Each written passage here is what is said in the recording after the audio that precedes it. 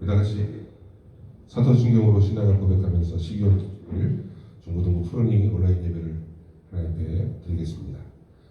전능하사 천지를 만드신 하나님 아버지를 내가 믿사오며 그 외아들 우리 주 예수 그리스도를 믿사오니 이는 성령으로 잉태하사 동정녀 마리아에게 나시고 본디오 빌라도에게 고난을 받으사 십자가에 못 박혀 죽으시고 장사한 지 사흘 만에 죽은 자 가운데서 다시 살아나시며 하늘에 오르사 전능하신 하나님 우편에 앉아 계시다가 저리로서 산자와 죽은 자를 심판하러 오시리라. 성령을 믿사오며 거룩한 공예와 성도가 서로 교통하는 것과 죄를 사하여 주시는 것과 몸이 다시 사는 것과 영원히 사는 것을 믿사옵나이다. 아멘. 우리 시간 함께 온라인으로 예배를 드리고 있지만 우리 찬양 가사를 통해서 또 우리 입술을 벌려서 하나님을 찬양하겠습니다.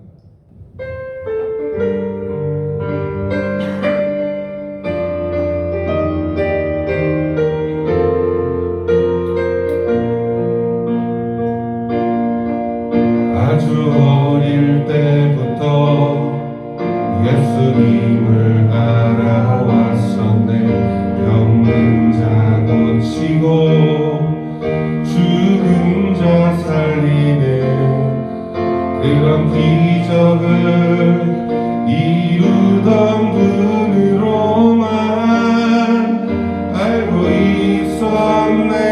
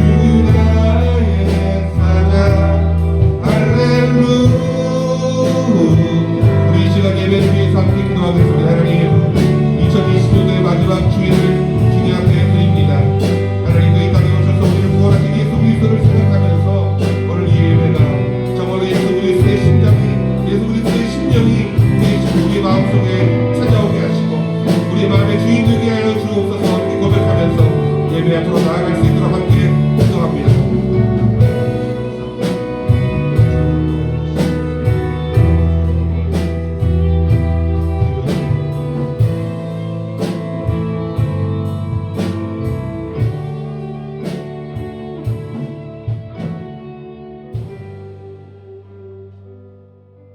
12월 27일 주일 푸른 예배를 하나님 앞에 드립니다. 오늘 우리가 함께 살펴볼 하나님의 말씀은 이사야 7장 10절에서 17절 말씀입니다. 성탄절을 보냈지만 우리가 특별한 그리스도에 대한 우리가 말씀을 함께 나누고자 오늘 이 부분을 선택하였습니다. 제가 여러분들 대신해서 본문을 봉독해 드리겠습니다. 여호와께서 또 아하스에게 말씀하여 이르시되 너는 내 하나님 여호와께 한 징조를 구하되 깊은 데에서든지 높은 데에서든지 구하라 하시니 아하스가 이르되 나는 구하지 아니하겠나이다. 나는 여호와를 시험하지 아니하겠나이다 한지라. 이사야가 이르되 다윗의 집이여 원하건대 들을지어다. 너희가 사람을 괴롭히고서 그것을 작은 일로 여겨 또 나의 하나님을 괴롭히려 하느냐. 그러므로 주께서 친히 징조를 너희에게 주실 것이라. 보라, 처녀가 잉태하여 아들을 낳을 것이요 그 이름을 임마누엘이라 하리라. 그가 악을 버리며 선을 택할 줄 알 때가 되면 엉긴 젖과 꿀을 먹을 것이라. 대저 이 아이가 악을 버리면 선을 택할 줄 알기 전에 내가 미워하는 두 왕의 땅이 황폐하게 되리라. 여호와께서 에브라임이 유다를 떠날 때부터 당하여 보지 못한 나를 너와 내 백성과 내 아버지 집에 임하게 하시리니 곧 아수르 왕이 오는 날이니라. 아멘. 그의 이름은 임마누엘이라는 제목으로 함께 우리 프로이들과 말씀을 나누겠습니다. 여러분, 성탄절을 이제 보냈지만 우리가 이 땅에 오신 예수 그리스도에 관하여 잘 알지 못하는 부분들이 좀 많이 있습니다. 오늘 본문 이사야 7장에 나와 있는 역사적인 배경들을 좀 살펴보면 당시 이 이스라엘이 속한 이 중동 지역은 남유다, 북이스라엘 그리고 아람이라고 하는 이 세 나라가 힘겨루기를 하고 있었던 상황이었습니다. 그런데 좌북쪽에 아수르라고 하는 대제국이 생겨나게 되었습니다. 왜 제국이라고 부르냐 하면 이 나라가 다른 나라들을 침략하여 그 나라를 복속시키는 어떤 침략 전쟁을 하는 나라였기 때문에 그렇습니다. 과거에 영국이나 프랑스나 스페인이나 이런 나라들을 제국이라고 부르는 이유는 다른 나라들을 침략하여 자신의 속국으로 만들었기 때문에 그들을 제국이라고 부르죠. 아수르는 새롭게 떠오르면서 주변에 있는 나라들을 하나씩 침략해 들어가고 정복해 나갑니다. 이때에 북이스라엘은 우리가 너무나도 잘 알고 있는 아합 왕이 다스리고 있는 시기였습니다. 아합 왕은 우리가 아는 바와 같이 영적으로 타락한 왕이었습니다. 그래서 이 북이스라엘 영적으로는 타락했지만 반대로 정치적, 경제적으로는 아주 부강한 때였습니다. 그러니까 우리는 이렇게 볼 수 있어요. 경제적으로 또 정치적으로 우리가 부강하다, 부유하다라고 느껴질 때 반대로 우리의 영적인 면은 더 어두워지고 죄와 가까워질 수 있다는 것을 우리는 주의해야 할 것입니다. 아람이라는 나라가 있습니다. 아람이라는 나라는 여러분들 그 엘리사 선지자와 이 군대 장관 나아만의 이야기를 혹시 아시죠? 이 문둥병거린 바로 그 시대입니다. 이 나아만이라고 하는 군대 장관이 현재 이 아람의 군대 장관으로 있을 시기, 바로 그 시기였고요. 남유다는 아하스라고 하는 왕이 통치하고 있었습니다. 북쪽에서 이 아수르가 점점 세력을 키워가 확장함에 따라서 이 작은 나라들은 두려웠습니다. 그래서 이 북이스라엘의 아합은 이 아람과 또 남유다와 이 세 나라가 어떤 동맹 관계를 맺음으로써 북쪽에서 내려오는 세력들을 막아보고자 했습니다. 그래서 이것을 아람 에브라임 동맹이라고 일컬어지면서 세 나라가 함께 해보자 이런 계획을 세웠죠.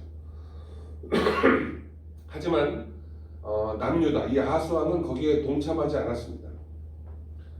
여러 가지 이유가 있겠지만 남유다는 이제 북쪽 이스라엘을 타락하였다. 이제 자신들과 상종하지 않는 그런 마음을 가지고 있었기 때문에, 적대국이었기 때문에 그런 동맹 관계를 쉽사리 맺지 않았던 것 같습니다.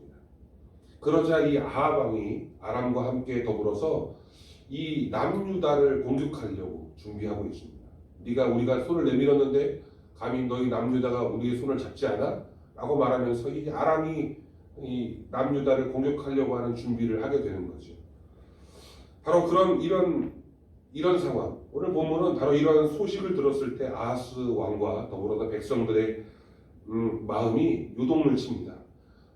저들이 쳐들어오면 어떡하지? 전쟁이 나면 어떡하지? 우리에게 고난과 환란이 오면 어떡하지? 라고 하는 이런 불안감. 하나님은 이때 이사야 선지자를 통하여 이 아하스 왕에게 하나님의 말씀을 증거합니다. 하나님은 뭐라고 말씀하셨냐면, 아하스야, 삼가 조용히 하라. 두려워하지 말고 낙심하지 마라. 그 일들은 절대로 일어나지 않을 것이다. 믿음을 굳건히 하라. 이게 하나님의 말씀이었습니다. 여러분, 이처럼 하나님의 말씀이 우리에게 들려오면 우리는 어떻게 해야 할까요? 그러면 그 말씀을 믿고 믿음을 더 굳건히 해서 만약 전쟁이 일어나더라도, 어려움이 있더라도, 환란이 있더라도 우리는 그것을 감당할 수 있어야 합니다. 하지만 이 아하스 왕은 그렇게 하지 못했습니다. 아하스는 하나님의 말씀에 공감하지 못했고 이사야 선지자의 이 조언을 믿지 않았습니다. 그런데 이렇게 말합니다. 이사야 선지자가 그러면 네가 믿지 못하겠으면 하나님 앞에 이 일이 정말로 있을 것이다 라고 하는 징조를 구해라 라고 말했어요. 너는 내 하나님 여호와께 한 징조를 구하되 높은 데서든지 낮은 데서든지 구하라 라고 조언했습니다.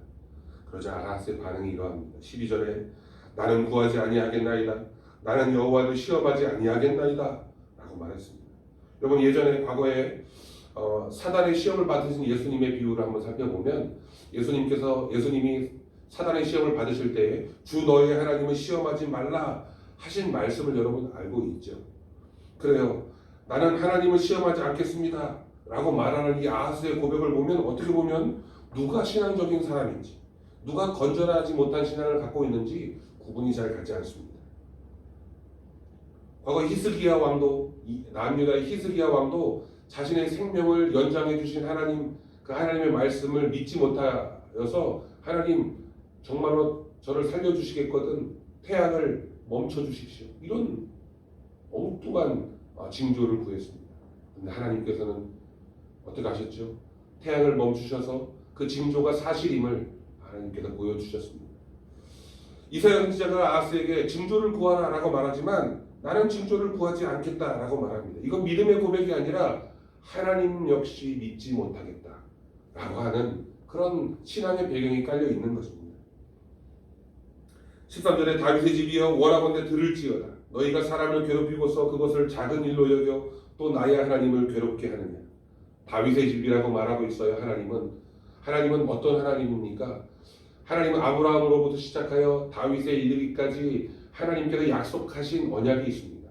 다윗아, 네가 또 너의 자손들이 하나님의 말씀에 복종하고 그 율례와 법도를 잘 지켜 행하면 내가 자자손손 대대로 너의 왕권을 내가 지켜주겠다. 하나님이 약속하셨어요.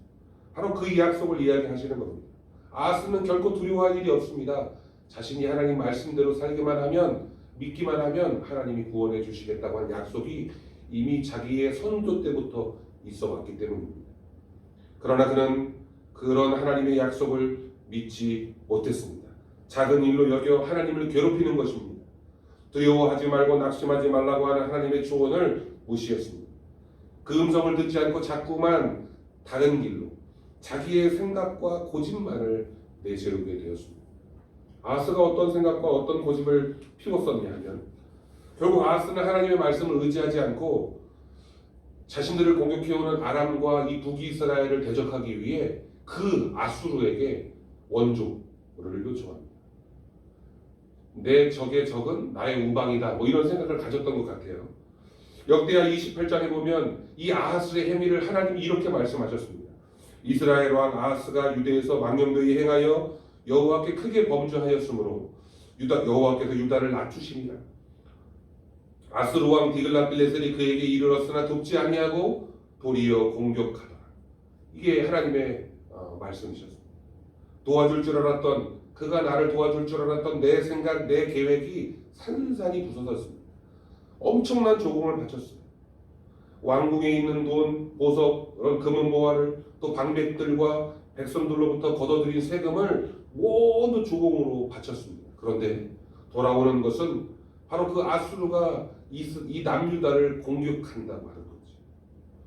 때가 이러하니 이 아하스는 더욱더 불안해졌고, 어떻게 하냐면 이 아람의 신들에게 제단을 쌓고 분향을 했다고 합니다. 자신을 공격해 올 것 같은 이 아람의 적국의 신을 찾아가 섬기는 죄를 범하였다는 거죠. 왜 그랬을까요? 아하스는 왜 하나님의 돌보심의 약속을 믿지 않고 오히려 자기 생각대로 행동하다가 이런 큰 낭패를 당하게 되는 걸까요? 그건 바로 저와 여러분, 우리의 모습입니다.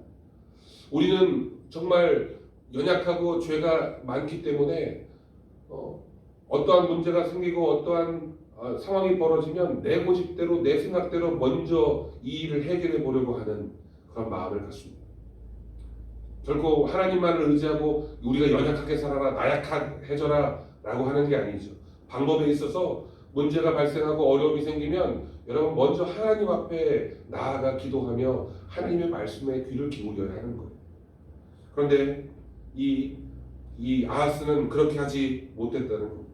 사실 아하스 입장만을 바라보면 아하스도 이 남유다의 왕으로서 남유다를 구원해 내기 위해서 같은 노력을 다했습니다. 최선의 노력을 다한 사람이었어요. 심지어는 자신의 아들을 이 아람의 신인 몰렉에게 바치는, 그래서 이 몰렉에게 산채로 불에 던지는 제사를, 인신공양을 하는 그런 제사를 저질러 버렸습니다. 자신의 아들을 불 속에 던지는, 그게 결코 만만히 쉬운 일은 아니었습니다. 그런데 그럼에도 불구하고 아수르에게 찾아가 모든 재물을 다 바치고 도와달라고 손을 벌리기도 했습니다. 오직 하나님만을 제외하고 자신이 할 수 있는 온갖 몸부림을 다 했다는 거죠. 참 어리석은 일입니다. 하나님 앞에 먼저 나오기만 했다면 그의 인생, 그의 나라는 좀 더 유지되었을 것입니다. 여러분, 하나님 앞에 하나님께 방법을 찾아야 합니다. 하나님께서 주신 징조를 가지고 세상을 새로운 소망을 품어야 합니다. 저희는 하나님 앞에 간구하여 부르짖지 못하고 있어요. 오늘 13절 14절 행간에 역사적인 배경이 담겨 있습니다. 갑자기 뜬금없이 이 아하스 왕에게 이사야 선지자를 통하여 하나님의 메시지가 선포되어지는데, 그것은 바로 보라, 처녀가 잉태하여 아들을 낳을 것이니라는 구세주 메시아에 대한 예언이 쏟아져 나오고 있습니다. 우리가 구하지 않았지만 하나님께서 징조를 보여주시는 거예요. 하나님께서 내 백성 내 이스라엘을 구원하시겠다 라고 말하는 징조를 먼저 제시해 주십니다. 그것이 무엇입니까? 바로 임마누엘이라고 하는 거죠. 하나님께서는 길을 만들어 주십니다. 그리고 우리에게 방법을 제시해 주십니다. 친히 위로와 격려를 아끼지 않으십니다. 하지만 우리는 그 말씀에 귀 기울이기는커녕 그 말씀을 배척하고 가까이 하지 않고 읽지 않고 묵상하지 않고 기도하지 않는 삶을 삽니다. 내 생각, 내 의지대로 살려고 해요. 하나님은 우리에게 예수 그리스도, 임마누엘 되신 하나님 예수 그리스도를 우리에게 징조로 보여주셨습니다. 예수 그리스도를 바라보면 하나님이 나를 구원하시겠구나, 하나님이 나를 인도하시는구나, 나를 도와주시는구나, 나를 살려주시는구나 라는 것을 깨달아야 할 줄로 믿습니다. 하나님이 우리에게 한 징조를 보여주셨으니 그것은 곧 예수 그리스도입니다. 예수님은 바로 저와 여러분의 구원자 되십니다. 하나님께서 우리에게 보여주신 징조, 곧 임마누엘은 하나님이 우리와 함께 하신다고 하는 그 말의 뜻, 임마누엘, 하나님이 우리와 함께 하신다는 그 말의 뜻과 더불어서 언약의 중심 가운데 아브라함에게 보여주셨던 여호와 이레, 하나님이 친히 준비하신다. 이 두 개와 같은 의미를 가지고 있습니다. 어떠합니까? 여러분, 우리가 내가 죄가 있으니 하나님 나를 구원해 주십시오라고 하나님께 요청하지 않았어요. 우리는 결코 요청할 수 없는 존재입니다. 왜냐하면 죄인이거든요. 그런데 하나님께서 먼저 손을 벌리시고 우리에게 징조, 구원의 길을 열어주셨습니다. 하나님께서 다 하신 거예요.